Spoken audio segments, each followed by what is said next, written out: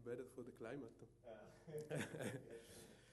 But yeah, what I'm going to present now is basically a, let's say, new approach to use imaging by means of the complex networks. So I'm talking about, let's say, two words. One is medical imaging, and the other one is complex network. And the aim is to integrate them.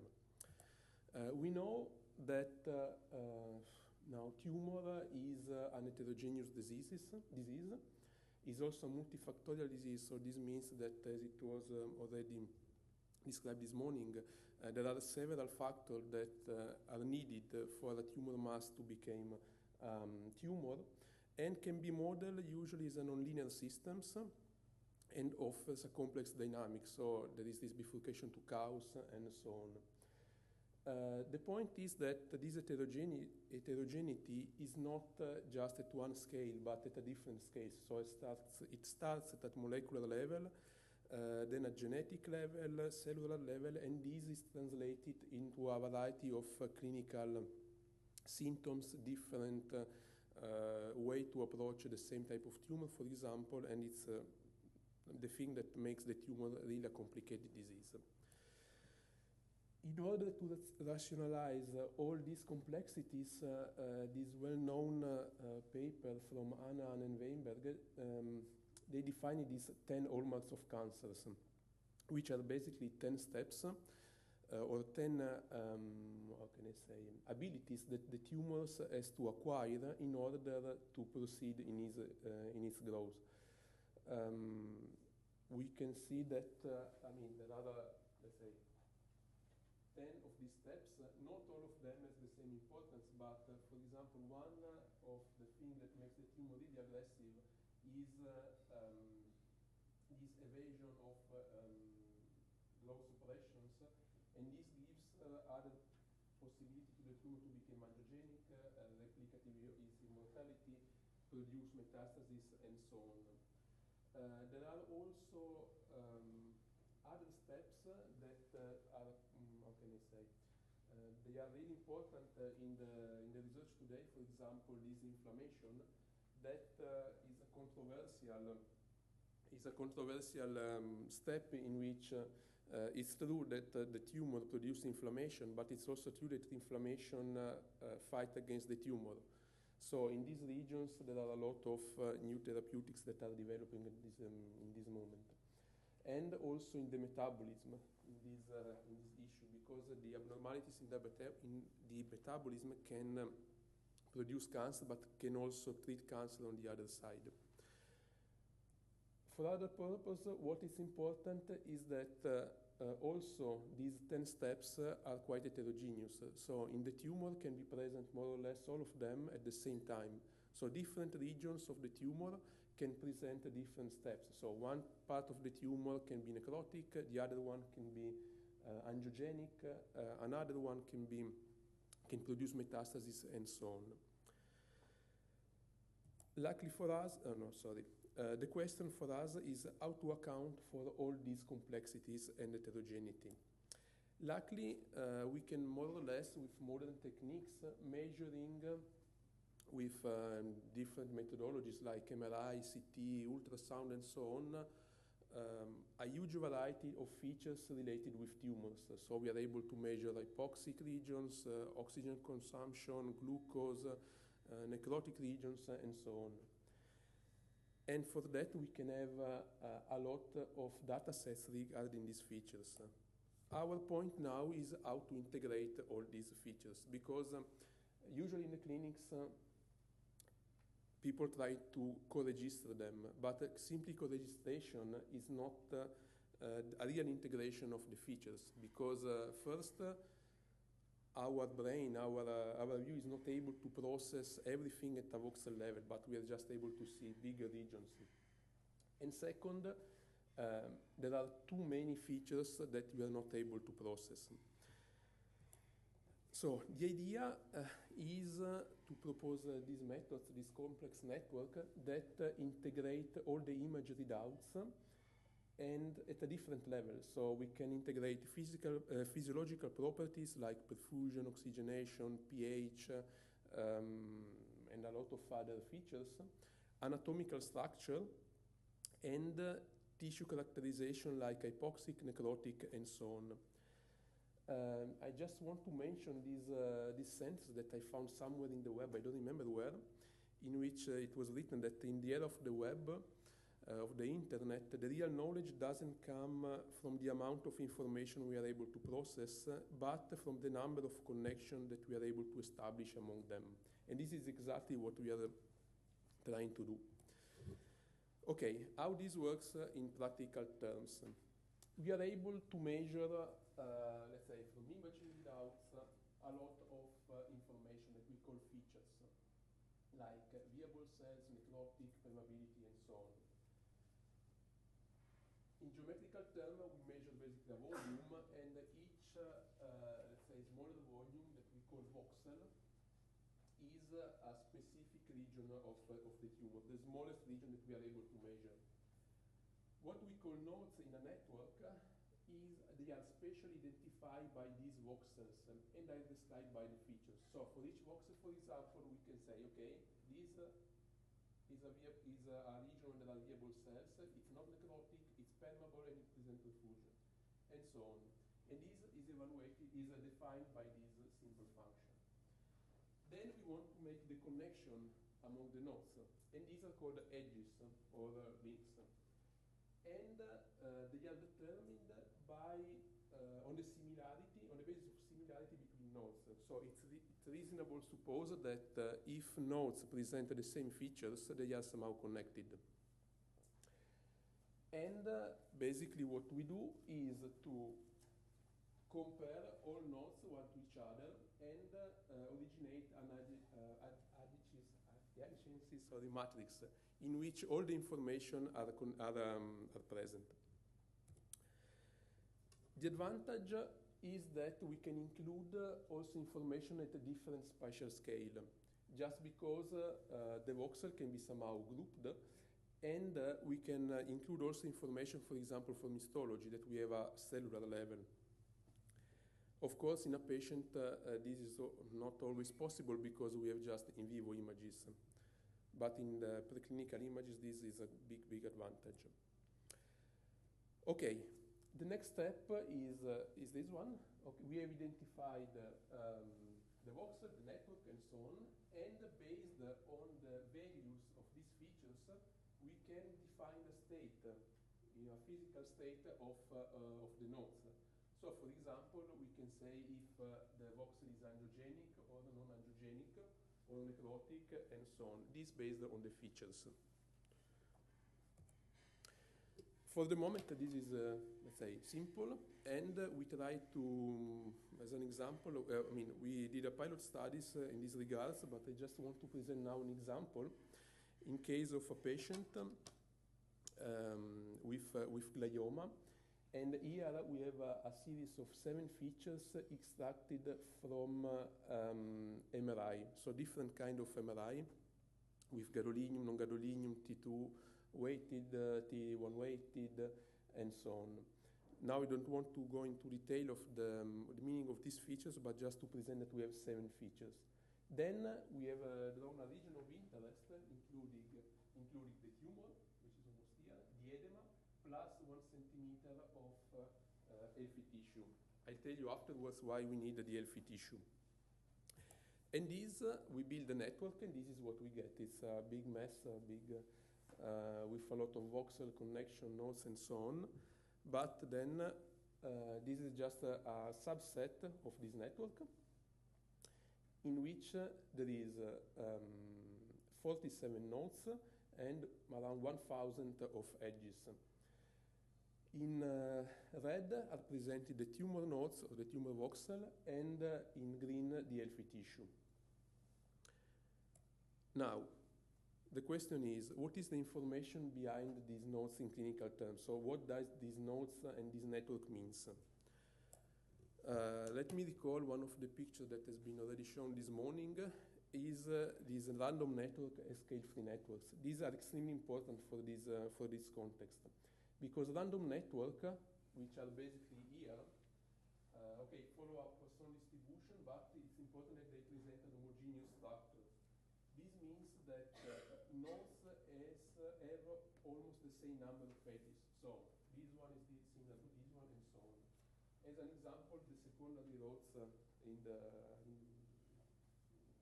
example of this kind of networks. Then there are the scale-free networks. And this is a different because they follow a power law distribution, but they present inhomogeneous structures. So this means that there are some nodes that have a lot of connection, and few nodes and other nodes that have just one or two connections. This means that nodes have not the same importance. And this is an example for example, the airlines networks, social networks, and biological networks, and so on. What is the rule? I mean, what is the meaning behind these nodes? This means that there are some nodes that follow rules, and in our case, they are physiological rules.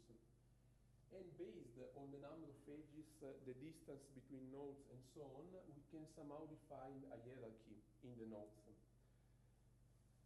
What are the two classes of the nodes? Are two basically. One are called authorities and the other hubs. They are different, but they are important at the same time. Authorities are nodes that contains useful information on the network behavior. So they contain the information, like in the web, they are the web pages. Then there are the hubs. They don't contain information, but they contains where the information are located. So it's like when you Google something, it's like the result of the Google page.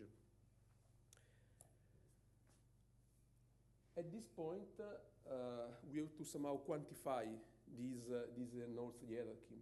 And basically there are, let's say, at a basic level on the network, there are two possibilities, both called centrality, but let's say the first centrality states that, roughly speaking, for a node, we should measure the number of connections with the other nodes. Then we have different, let's say, methods to evaluate this with centrality degree, eigenvector centrality, cut centrality, and so on. And the other method is that for a given node, we are not interested in just in the number of connections, but in the average distance between the other nodes. And by these two simple methods, then we can complicate the things as much as we want, but we are able to define a basic node hierarchy. And this is what we've done in our example. We have defined, let's say, this color scale. Red is high centrality degree, so higher level in the hierarchy, and blue is the lower centrality degree, so this means lower importance. And you've seen that there are some of the nodes, these, for example, this one, the red, that somehow control the network. So they are really high in the hierarchy.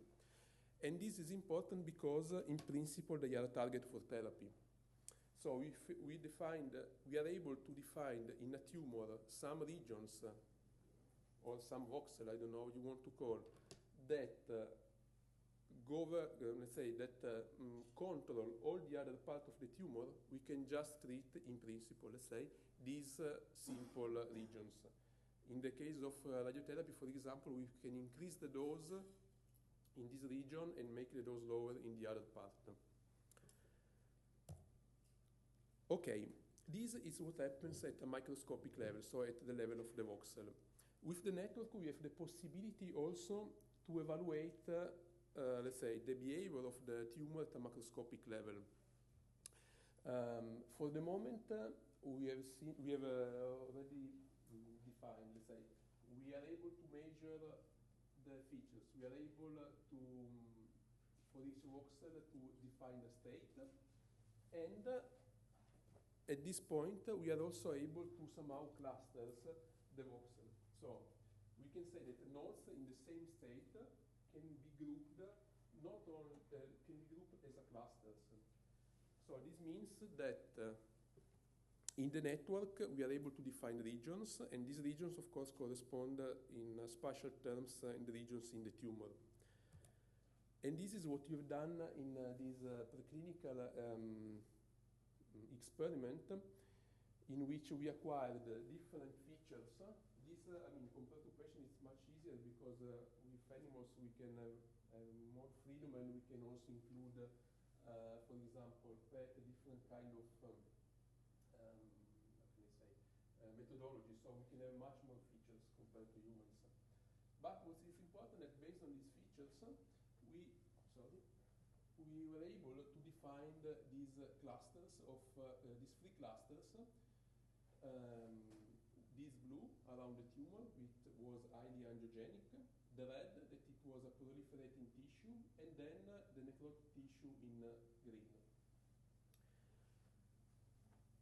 This is important because we know that the stage of the tumor, since the tumor is highly heterogenic, it presents several different kind of tissue, cannot be related, for example, with just a biopsy in the center of the tumor, or a 2 or 3 biopsy at a different regions, but should be somehow, in mathematical terms, much more complex. And based on the, how can I say, on the state of these regions, or these clusters, we can define the stage or the state of the tumor as sum of the state of the clusters weighted for a factor that can be, for example, the volume of, in this case, it could be the volume of the cluster itself. And so the stage can be expressed by this equation. And it's important to know that if you remember at the beginning, the 10 hallmarks of cancer, these two are two of the steps of the hallmarks. So somehow the message for this is that we somehow define the stage of the tumor as a sum of the different stages inside the tumor. And this has some clinical applications. For example, we can define, how can I say, we can evaluate the treatment of a tumor. So for the patient, we can define the network based on our measurements before the treatment and after the treatment. In between, there is the therapy that, in the case of network, is, how can I say, can be modeled as a perturbation. For example, we have the situation before the treatment. We apply an anti-angiogenic drug, which means that we destroy the link, we destroy the vessels, or in another way, we destroy the links made on the basis of the vessel between the nodes, and this is a simple perturbation. Then the network is a response, and this is what we measure afterwards. Of course, it's a statistical approach, so it's not deterministic, but we can have a sort of scoring comparison and then quantify the treatment. In similar way,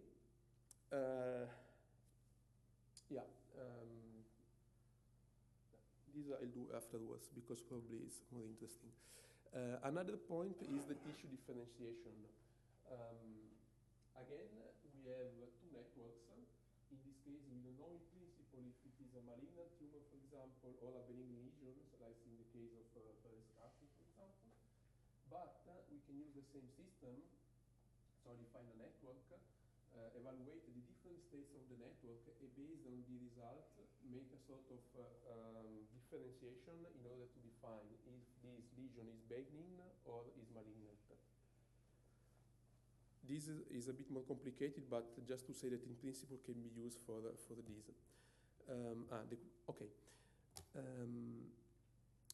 This was important for me because it's clear now that tumor, it's not, can I say, a private entity. So when there is a mass of cells that grows in a tissue, the growth is the result on one side of the proliferation of the tumor, but on the other side, the tissue around let the tumor to grow.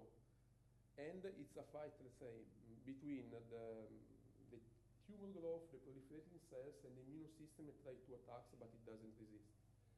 And this system, and this is what we would like to do in the future, is quite useful to, how can I say, to study the interaction between the tumor and the hosting tissue. And this is also used, can be used to model short distance interaction, like when there is the invasion of the masses, but also long distance interaction, like metastasis, which is another wide topic for this networks approach. Okay, it was the last, and this brings me to the conclusions. Just to sum up everything, we've seen that tumor is a multifactorial heterogeneous disease. We can measure more or less a huge variety of features of the tumor, and yeah, the take-home message for me is that we can integrate images, but in the real sense of integration at a voxel level by means of these complex networks framework, complex networks. And just to mention that together with the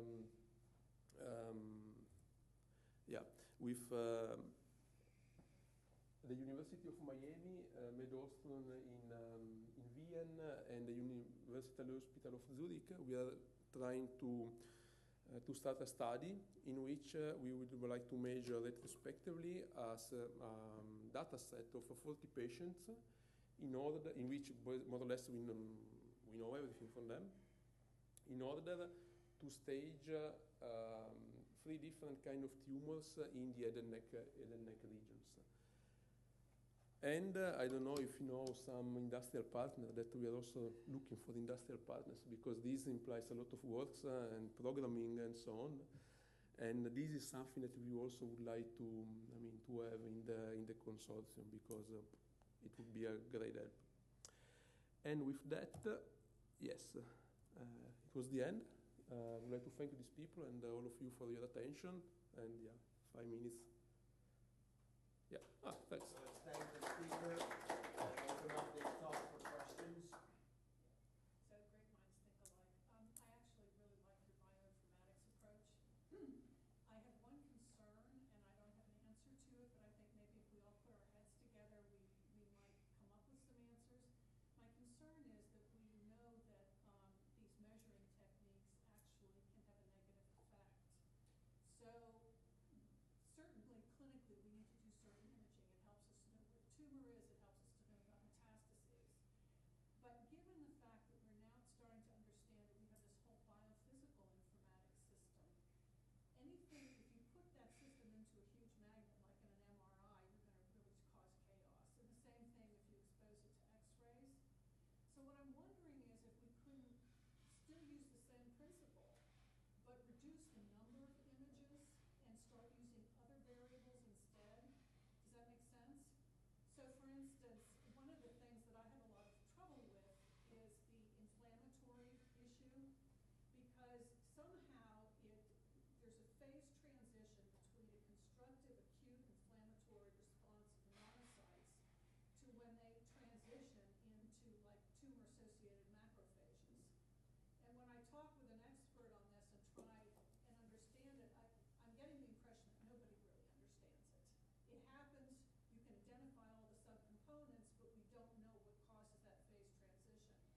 So what I'm suggesting is that we might find a solution in a way to use your bioinformatics method, but substituting some of the imagery with things like, blood analyses of macrophages. Do you know what I'm saying? Mm-hmm. So that we can use the same concept, which I think is very important, but have less emphasis on the imaging. Does that make sense? Yeah, this is... We need imaging, but if you're using it as a clinical tool, you're going to be doing it more, and you're going to throw the whole system into chaos, if that makes sense, or disorder. Yeah, this is the advantage of this approach, is that you can include also this kind of blood, like blood sample and so on. So I think we have to think it through very, from a clinical standpoint, what makes most sense. But it's, definitely a good approach. I think it's great. The advantage, to work with patients is that, well, let's think differently. I started to work with animals, so for 5 years with mice. The advantage with animals is that you can have a lot of features, so you can measure everything. The disadvantage is that if you do that, you need a lot of time.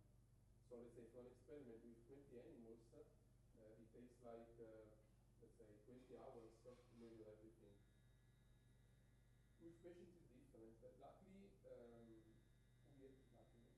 unfortunately. We have a lot of patients, so the statistic is different. We have a lot of patients, but with few features. Because we are not allowed to measure a lot of things. It's the old quantum conundrum on a macro level. You're changing what you measure. And on the other, By making a biophysical perturbation to do the measurement, you're actually changing process of the disease. Because the biophysical, the bioelectric fields are part of a very important part of the process. yeah. So all I'm saying is this is new to all of us, but we need to start thinking about it. And looking at your hierarchy of nodes, I've been more and more thinking that we have to sort of vary the treatment depending on what stage it is. In a stage 4 tumor, where I was talking this morning about perturbing the whole biophysical system may not work. Do you know what I'm saying? It's too far gone. And then having a hierarchy of nodes and being able to pinpoint, say maybe 2 or 3, makes a huge amount of sense. Whereas at an earlier stage of the tumor, you might want to try to perturb the whole system rather than using targeted therapies. Yeah. Let us thank the speaker again. And Omex would like to present you with that certificate. Thank you very much. Thanks. We have a lunch break now until